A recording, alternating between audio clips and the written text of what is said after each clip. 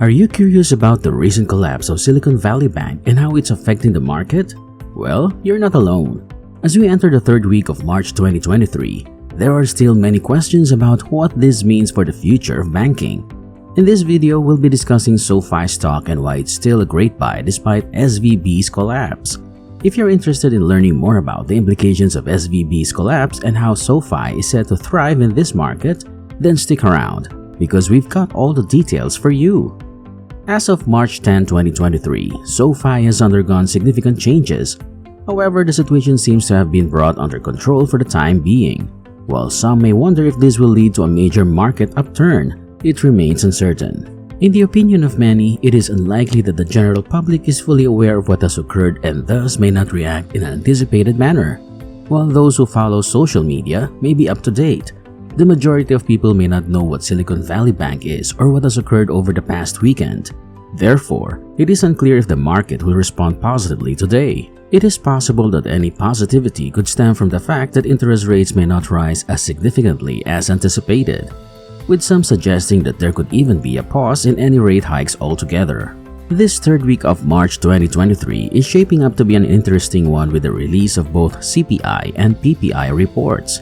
I would like to draw your attention to something exciting regarding analysts and price targets, specifically those relating to Silicon Valley Bank.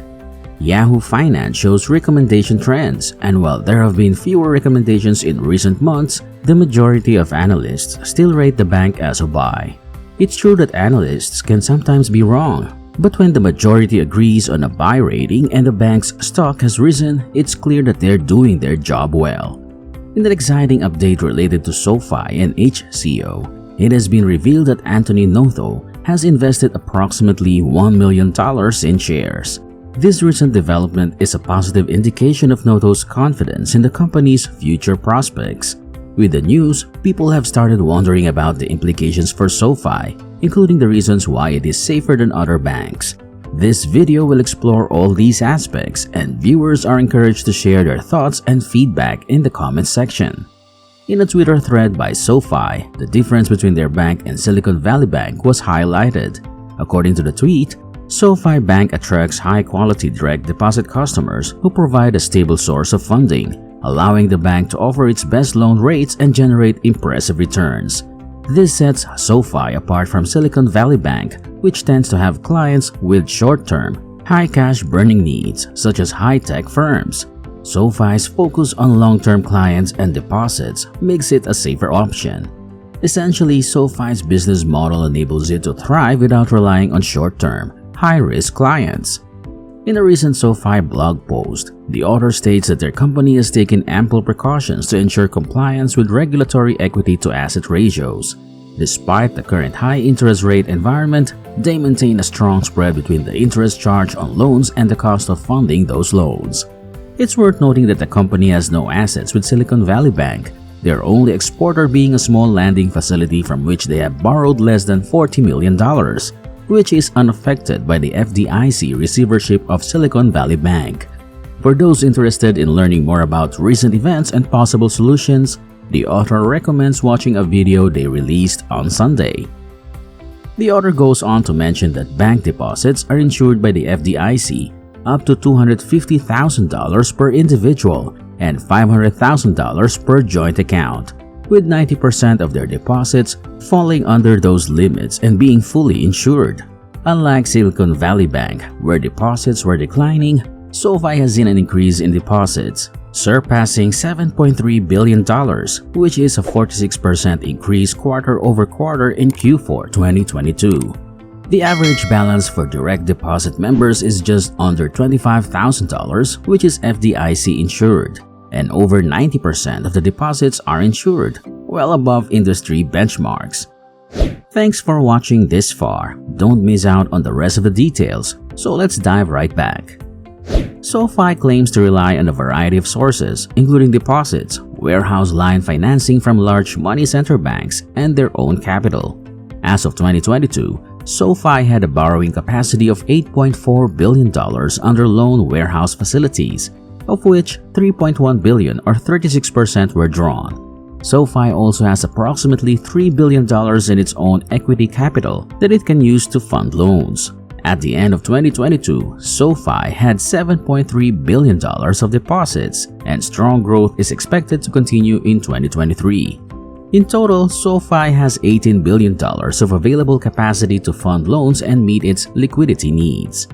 Upon reviewing SoFi's report, the company has $1.42 billion in cash and cash equivalents, along with over $7 billion in deposits. SoFi is required to maintain a reserve ratio of around 10% of deposits, which in this case is approximately $700 to $720 million. SoFi has around 200% of the needed funding for this requirement, indicating that it is in a strong financial position. Additionally, SoFi has another $5 billion in untapped warehouse capacity. Overall, many believe that SoFi's funding sources are well managed and the company is in a safe position. As the conversation turned back to their blog, the question was posed about whether there was a portfolio of available for sale securities. The response was that as of 2022, the fair value of available for sale debt securities stood at only $195 million out of total assets of $19 billion. This consisted mainly of US Treasuries, with the majority of securities due with 1 year and the rest due between 2 to 5 years. Many emphasized that the risk management was much better than what had been seen and discussed with Silicon Valley banks. Many believe that this information made it clear that the company was in a much better position than what the market had assumed. It was one of the reasons why they had acquired more shares and viewed it as an opportunity to buy the dip. They acknowledged that there was always a risk that they could have made a bad move, but they fully understood the potential outcomes. They emphasized that the company was very well run and they expected 2023 to be another successful year.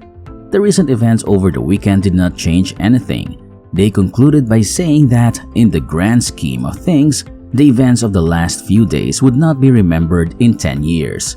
And that's a wrap. We hope you found this video informative and helpful in understanding the recent collapse of Silicon Valley Bank and how it's affecting the market. Remember, despite the current uncertainties in the market, SoFi stock remains a great buy. With its focus on long-term clients and stable funding, SoFi is well positioned to thrive in this market. And here's the question for you. What do you think about SoFi's financial position in the wake of Silicon Valley Bank's collapse? Let us know your thoughts in the comments section below. Thanks for watching. I'm Fred. Please subscribe, like, and share this video. And if you're curious about SoFi's insane buy now, pay later or BNPL model and how it's leading the BNPL revolution, then be sure to check out this video. So click and watch the next video here to know more.